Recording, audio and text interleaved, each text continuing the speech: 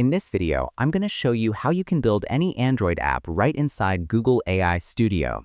Earlier, you could only build web apps and websites, but now, with the latest update, you can build Android apps right inside it. To get started, all you need to do is click on the first link in this video's description, which will bring you straight to the official Google AI Studio website. Once you're here, go to the New App section, and you'll see the prompt box right in the center. But before we give it a prompt to build our app, we need to make sure a few things are set up. In the top right corner, you'll see the settings icon. Simply click on it. Here, you can select the model you want to use in the chat. If I click on this dropdown, you'll see multiple different models. By default, it'll be set to Gemini 3.5 Flash, which is the latest and fastest model. But I'd recommend going with Gemini 3.1 Pro Preview, as this is the most powerful model. So I'll select it and close the Settings tab. Once you're done, you simply need to enter a prompt for the app you want to build. In my case, I've given it a prompt like, build a modern expense platform with a minimal and professional UI, prioritize simplicity, usability, and performance. The application should be production-ready and include all core MVP features expected in a personal finance tracker. As you can see below, it's also suggesting a few additional prompts you can add.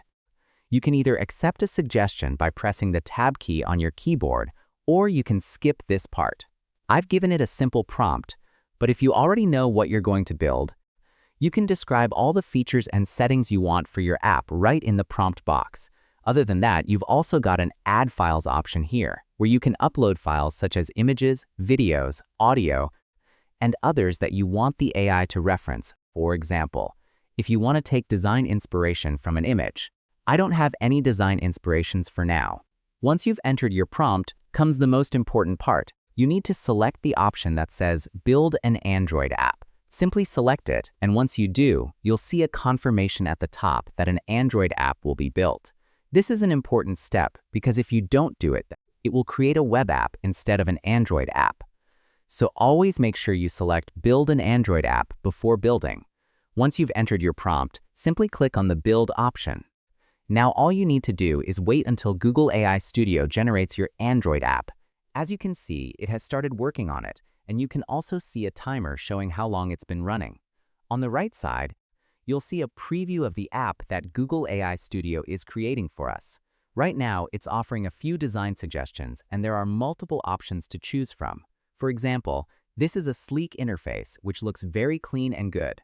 If I go to the Bento grid, this is another design it has created. Similarly, we've got bold typography, which shows all the icons and text in a bold format.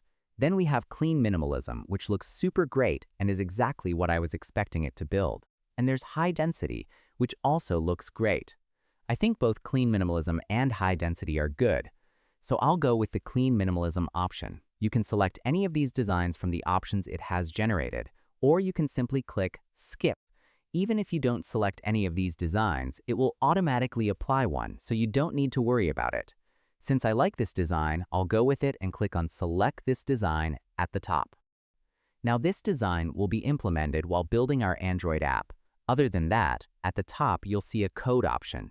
If you click on it, you'll be able to see all the code files it's generating for us right now. As you can see, still in progress and generating each file one by one. You can also open each of these code files and look at all the code generated inside them. For example, I have this metadata.json file here. Let's wait for the entire codebase and the Android app to be generated, and we'll be back once it completes the process. Alright, so it looks like after about 7 to 8 minutes, our Android app is ready. After building the app, it applied the clean minimalism style we'd asked for, and even after that, it took almost 5 to 6 minutes to apply the design theme. So this is a fairly time-consuming process, but it's completely free, and that's the trade-off here.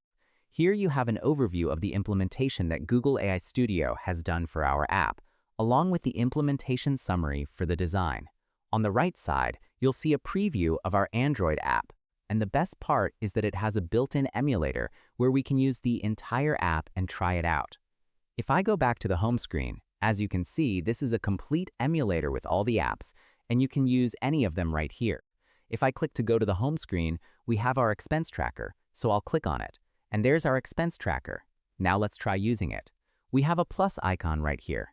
I'll click on it, and now it's asking us to enter an amount. Let's say I enter $50, and it asks us to select a category.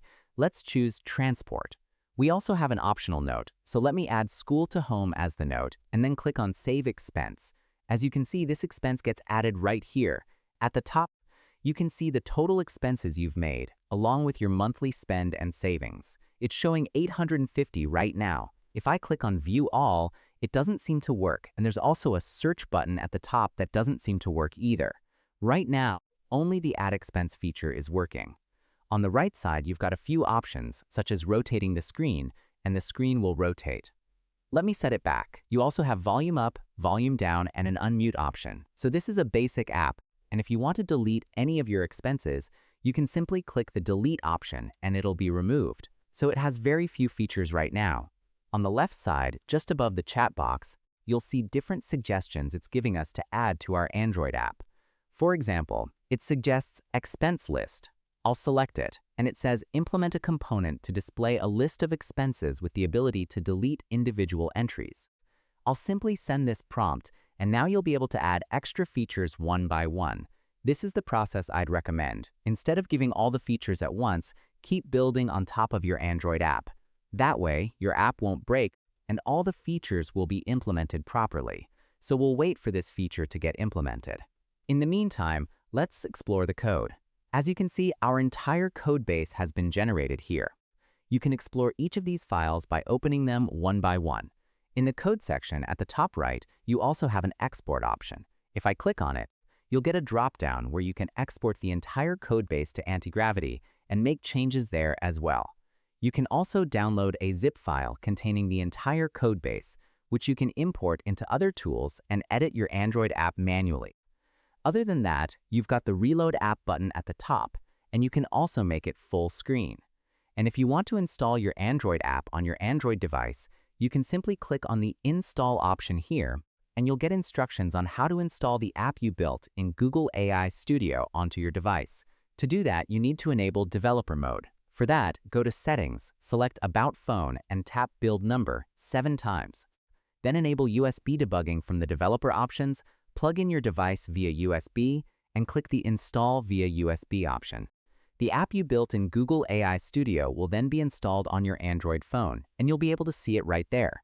So it looks like it has finished adding the list component to display a list of expenses with the ability to delete individual entries. So let's try adding an expense again. I'll click on the plus icon and enter the amount. Let's enter 50 again.